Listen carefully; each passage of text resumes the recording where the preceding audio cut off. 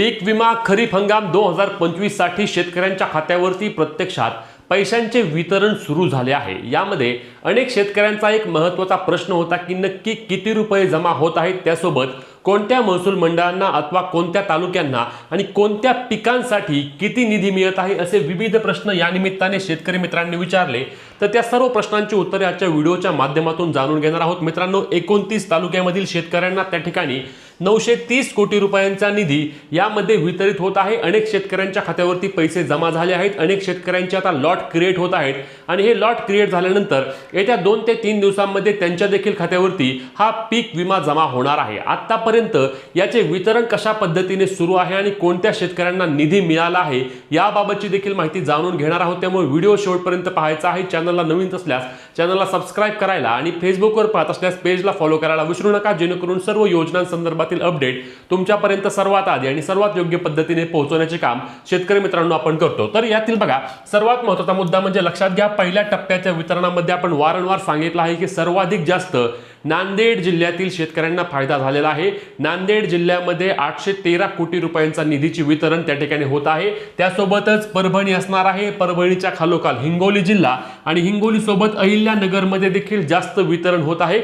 इतर अनेक जिल्ह्यांमध्ये वितरणाची प्रक्रिया खूप जास्त कमी आहे, कारण त्या ठिकाणी पीक विमा मंजूर पहिल्या टप्प्यामध्ये खूप जास्त कमी झाला आहे। आपण पाहिलं की लातूर आहे, बीड आहे, धाराशिव आहे, या जिल्ह्यांमधील पीक विमा कंपन्यांनी आक्षेप घेतला होता आणि त्यामुळे तिथे 00 किंवा नो क्लेम किंवा अजूनही कॅल्क्युलेटिंग अशी प्रक्रिया त्या ठिकाणी सुरू आहे। आणि हे कॅल्क्युलेशन जेव्हा पूर्ण होईल, पीक विमा कंपन्यांच्या आक्षेपावर जेव्हा निर्णय होईल, तेव्हा तेथील शेतकऱ्यांना त्या ठिकाणी कॅल्क्युलेशनच्या रकमा दाखवून त्यांच्या खात्यावरती देखील वितरण होईल। कारण लक्षात घ्या, या 3 जिल्ह्यांमध्ये मोठ्या प्रमाणावर शेतकऱ्यांची संख्या असणार आहे। बीड असेल, धाराशिव असेल, लातूर असेल किंवा सोलापूरमध्ये देखील असेल, अनेक शेतकऱ्यांना यावेळी पीक विमा मिळणार आहे आणि त्यामुळे तिथली जेव्हा कॅल्क्युलेशन प्रक्रिया पूर्ण होणार आहे, तेव्हा पीक विम्याची रक्कम ही मोठ्या प्रमाणावर वाढलेली देखील आपल्याला पाहायला मिळू शकते। त्यानंतर 29 तालुक्यामधील शेतकऱ्यांना 930 कोटी रुपयांचा निधी या ठिकाणी लाभ झालेला आहे। म्हणजे 1219 कोटी रुपये किंवा 1209 कोटी रुपयांचं वितरण हे पहिल्या टप्प्यामध्ये त्या ठिकाणी होत आहे। 1209 कोटी रुपयांचा निधी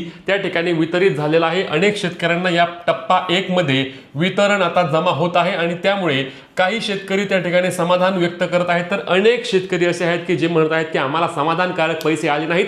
17,500 रुपये हेक्टरी जे सांगितलं होतं त्या पद्धतीने पैसे जमा होत नाहीत, असे देखील अनेक शेतकऱ्यांचे मत आहे। परंतु आता याबाबतच्या सविस्तर माहिती आपण जाणून घेत आहोत। अनेक ठिकाणी 17,500 हेक्टरपेक्षा जास्त प्रमाणामध्ये वितरण देखील झालं आहे, परंतु बहुतांश भागामध्ये या रकमा कमी प्रमाणामध्ये येत आहेत। आता जसे जसे कॅल्क्युलेशन होत आहेत त्या पद्धतीने अनेक शेतकऱ्यांच्या रकमा अजूनही अपडेट होत आहेत। त्यामुळे जेव्हा हे संपूर्ण कॅल्क्युलेशन प्रक्रिया पूर्ण होईल, तेव्हा नक्की किती शेतकऱ्यांना आणि किती प्रमाणामध्ये निधी मिळतो हे देखील आपण पाहत आहोत। तर लक्षात घ्या, सोयाबीन असेल, उडीद असेल, मूग असेल, या पिकांसाठी चांगल्या प्रमाणामध्ये त्या ठिकाणी पीक विमा मंजूर झाला आहे। जसे आता आपण पहिल्या टप्प्यामध्ये पाहतोय त्यानुसार सोयाबीनला सर्वाधिक निधी असणार आहे, त्या खालोखाल मूग आहे, उडीद आहे, अशा पिकांसाठी त्या ठिकाणी पीक विम्याचे वितरण प्रक्रिया पार पडत आहे। आता आपण सर्वात महत्त्वाचं म्हणजे सर्वात जास्त पहिल्यापासून सांगतोय आपण की नांदेड जिल्ह्याला पहिल्या टप्प्यामध्ये सर्वाधिक फायदा झाला आहे। नांदेड जिल्ह्यामधील बहुतांश महसूल मंडळामध्ये त्या ठिकाणी पीक विम्याचे वितरण देखील होऊन शेतकऱ्यांच्या खात्यावरती प्रत्यक्षात निधी देखील जमा झालेला आहे। त्यामुळे नांदेड जिल्हा प्रशासनाचे त्या ठिकाणी नक्कीच कौतुक करावे लागणार आहे। इतर जिल्ह्यांमध्ये ज्या ठिकाणी खूप कमी प्रमाणामध्ये कॅल्क्युलेशन आहे, खूप संथ गतीने काम चालू आहे, परंतु नांदेड जिल्ह्याने ज्या पद्धतीने काम केलं आहे तिथले कॅल्क्युलेशन असतील आणि पीक विमा कंपन्यांनी देखील नांदेड जिल्ह्यामध्ये आक्षेप न घेतल्यामुळे तिथल्या शेतकऱ्यांना त्या ठिकाणी निधीचे वितरण देखील लवकरात लवकर होत आहे आणि डीबीटीच्या माध्यमातून त्यांच्या खात्यावरती प्रत्यक्षात पैसे देखील जमा होत आहेत। आता यातील पुढचा महत्त्वाचा मुद्दा म्हणजे आपण पाहणार आहोत, तर या ठिकाणी बघा, हे असणार आहे सोयाबीन साठीचे। आता सोयाबीन साठी आपल्या नांदेड जिल्ह्यामध्ये किती निधी झालेला आहे ते आपण या ठिकाणी पाहूया। हे सोयाबीन मी वरती लिहितो, तर लक्षात घ्या, सर्वात म्हणजे अर्धापूर तालुक्यासाठी त्या ठिकाणी 25,212 हेक्टरी प्रमाणे 33 कोटी रुपयांचा निधी अर्धापूरसाठी त्या ठिकाणी मंजूर झालेला आहे। त्या खालोखाल असणार आहे भोकरसाठी या ठिकाणी बघा 12,178 रुपये हेक्टरी 27 कोटी रुपये निधी। त्यानंतर असणार आहे बिलोळीसाठी बघा 24,383 रुपये हेक्टरी आणि 75 कोटी रुपये निधी। त्या खालोखाल असणार आहे देगलूर साठी 118 कोटी रुपये निधी आणि सर्वाधिक जास्त देगलूर तालुक्यामध्ये 30,628 रुपये हेक्टरी प्रमाणे त्या ठिकाणी सोयाबीन या पिकासाठी शेतकऱ्यांच्या खात्यावरती रकमा जमा होत आहेत। त्या खालोखाल धर्माबाद असणार आहे, धर्माबादमध्ये 24 कोटी 15,310 रुपये हेक्टरी, हदगावसाठी 114 कोटी 21,680 रुपये हेक्टरी, त्या खालोखाल हिमायतनगरसाठी त्या ठिकाणी 40 कोटी 24,752 रुपये हेक्टरी। लक्षात घ्या शेतकरी मित्रांनो, व्हिडिओ शेवटपर्यंत पाहायचा आहे, सर्व जिल्ह्यांचे आपण अपडेट घेत आहोत। त्यानंतर कंधारसाठी बघा 52 कोटी 11,869 रुपये हेक्टरी, किनवतसाठी त्या ठिकाणी 18 कोटी 9,319 रुपये हेक्टरी, लोहासाठी त्या ठिकाणी 75 कोटी म्हणजे की 16,169 रुपये हेक्टरी प्रमाणे ही रक्कम सांगत आहे। माहूरमध्ये अजूनही कॅल्क्युलेशन झाले नाही, त्यामुळे माहूर 00 आहे। त्या खालोखाल मुदखेड असणार आहे, मुदखेडसाठी बघा 23 कोटी रुपये निधी मंजूर जाऊन 18,933 रुपये सोयाबीन या पिकासाठी हेक्टरी झाला आहे। मुखेडसाठी 100 कोटी 18,709 रुपये, नायगावसाठी 50 कोटी 14,863 कोटी रुपये, नांदेडसाठी बघा 24 कोटी म्हणजे 15,050 रुपये हेक्टरी आणि उमरीसाठी 30 कोटी 23,571 रुपये हेक्टरी सोयाबीन पिकासाठी। त्यानंतर हे असणार आहे आपले मुगासाठी, मूग या पिकासाठीचे वितरण आहे। तर मूगसाठी बघा अर्धापूरमध्ये त्या ठिकाणी 159 रुपये फक्त हेक्टरी, मी जे आधी सांगितलं तुम्हाला की अनेक ठिकाणी हे वितरण खूप जास्त कमी आहे, तर 159 रुपये हेक्टरी प्रमाणे फक्त वितरण मिळालं आहे।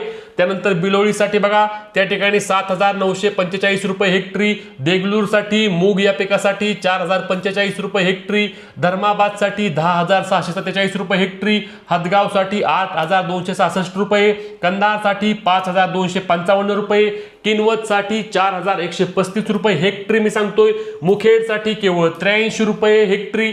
त्यानंतर बघा खालोखाल मी तुम्हाला सांगतो 5,964 रुपये हेक्टरी नांदेडसाठी आणि उमरीसाठी 13,466 रुपये हेक्टरी प्रमाणे रक्कम त्यांच्या खात्यामध्ये शेतकऱ्यांच्या जमा होत आहेत। त्यानंतर पुढचा जिल्हा कोणता आहे, तर पुढे असणार आहे त्या ठिकाणी आपला परभणी जिल्हा। तर परभणीसाठी बघा आपण सोयाबीन या पिकासाठी परभणीमध्ये जिंतूरसाठी 4 कोटी 54 लाख आणि 4,861 रुपये मंजूर झाले आहेत। सेलूसाठी 73,94,552 रुपये, मानवतसाठी 19 कोटी 75 लाख 96,055 रुपये, पाथरीसाठी त्या ठिकाणी 6 कोटी 23 लाख 38 हजार रुपये, पालमसाठी 9 कोटी 29 लाख 75 हजार आणि पूर्णासाठी 5 कोटी 12 लाख 90 हजार रुपये। त्या खालोखाल हिंगोलीसाठी सोयाबीन या पिकाचं बघतोय आपण, वरती परभणीचं पण आपण सोयाबीन बघितलं कारण इतर पिकांसाठी खूप जास्त कमी आहे। आता सोयाबीन हिंगोलीमध्ये बघा त्या ठिकाणी 2 कोटी 95 लाख 17,070 रुपये मंजूर झाले आहेत। त्यानंतर बघा कुठला आहे कळमनुरीसाठी 10 कोटी 75 लाख 83,447 रुपये, वसमतसाठी 54 कोटी 20 लाख 10,749 रुपये, औंढा नागनाथसाठी 25 कोटी 82 लाख 18,372 रुपये आणि सेनगावसाठी 2 कोटी 22 लाख 78,042 रुपये या पद्धतीने त्या ठिकाणी पीक विम्याचे वितरण सुरू आहे। हे आपण जिल्हानिहाय ज्या ज्या ठिकाणी सर्वाधिक वितरण आहे त्यांची माहिती घेतली आहे।